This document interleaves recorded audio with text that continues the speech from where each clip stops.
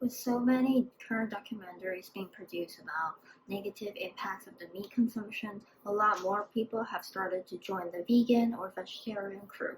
It is important for the current population as well as the future population to understand and educate each other about the health and environmental influences of our consumption on the wildlife and nature. If these knowledges are not being passed down or up, our Earth could eventually be destroyed by us. Meat consumptions can have a global impact on an individual's carbon footprint. According to the documentary Cowspiracy, free-living animals 10,000 years ago made up of about 99% of the biomass, and human beings made up of only 1% of the biomass. However, today, 10,000 years later, we human beings and the animals we own as property made up of 98% of the biomass, while free-living animals made up of only 2%.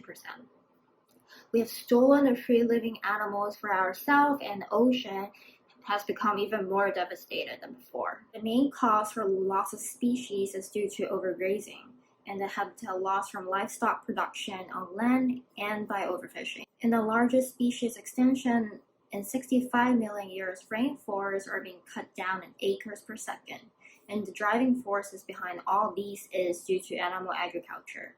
Cutting down the forest to graze animals, to grow soybeans, to feed chickens, pigs, and farm fish.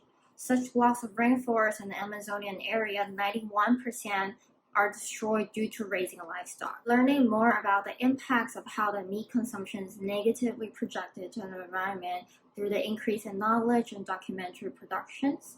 For the past 100 years, the average person's meat consumption has changed to eating less red meat and consume more chicken in replacement. Turkey consumption has also gradually increased, while pork consumption has remained consistent. Some advantages and disadvantages of factory farming, but the disadvantages far outweigh the advantages. The first disadvantage is animal conditions. Large numbers of animals are kept in close confinement, there's low space for movement, animals are given growth hormones to cause them to grow abnormally large in shorter periods of time. This often leads them to the inability to work properly and such harm their ability to live quality lives. The second disadvantage is diseases. Raising large numbers of animals in cramped conditions tends to lead to diseases as there's minimal space to dispose the manure, which ammonia often occurs. Ammonia is a potent substance that is released from the manure that can potentially lead to blindness in chickens and sickness in other animals. Animal manure and urine contain some forms of potential pollutants if they're concentrated in a small area. These substances can then potentially threaten human health or impair drinking water. To prevent diseases to arise, animals are injected with antibiotics, which are then passed on to humans. This causes the pathogens to be more antibiotic resistant, which then causes us humans to be sick. Now, antibiotics for animals have become bragged as a superfood to produce cheaper meat, as it can help the animals to become bigger in a shorter amount of time. However, such antibiotics could be the reason that causes the obesity epidemic in America. Moreover, by feeding corn to the cattle, which E. coli is a common bug that is evolved, the cow stands in the manure ankle deep all day long. The E. coli filled manure can then run into the surrounding agricultural land, which causes the contamination of crops such as spinach and lettuce, and then that could result in the death. The third disadvantage is pollution. Factory farms produce large amount of waste that is difficult to be decomposed. Such waste leaks into lakes, rivers, and groundwater. When too much of the manure, there's excessive nutrients for the absorptive capacity of soil to handle, which the waste leaks into the lakes, rivers, and the groundwater.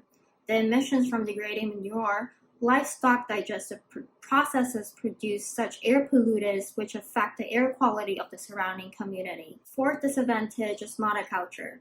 Monocultures and factory farms pollute communities and adversely affect public health, thereby increasing medical costs for those living near such farms. And these costs are then often shouldered onto the public budgets, which us taxpayers have to pay for. Taxpayers, we are the one that fund the government subsidies, which primarily go to large industrial farms. Jobs are then lost and wages are reduced. as corporate companies bankrupt small businesses and at the same time, factory farms pay unethically low wages for dangerous and undesirable work. Fifth disadvantage is inferior food. Food produced by factory farming has lower nutritional values in comparison to the food produced by organic farming, which organic farming usually employs a natural method that helps us to consume and it helps the earth at the same time. Organic food, in contrast to factory farming, also contain higher levels of minerals, vitamins, antioxidants, and nutrients. After doing this action pack and learning more about the negative consequences that arise through meat consumptions, and personally, I have always been passionate in delving deeper to the issues behind the food we consume, and have transitioned to veganism for a few months, but I actually switched back to normal diet due to my personal health conditions. However, transitioning to vegetarian seems doable for me right now. So I started packing my own vegetarian lunches when I go to school or for my internship. I have tried speaking to my family or friends about the issues behind meat consumptions, and they occasionally come with me to opt for vegetarian or vegan options. However, a lot of the people still perceive veganism or vegetarian as an inconvenient option in comparison to the normal meat consuming diet. However, I still believe that as long as we continue to educate people and be more proactive at showing people how transitioning to vegetarianism or veganism is actually not that difficult. And gradually, I believe more people will be on board with such change to their diet.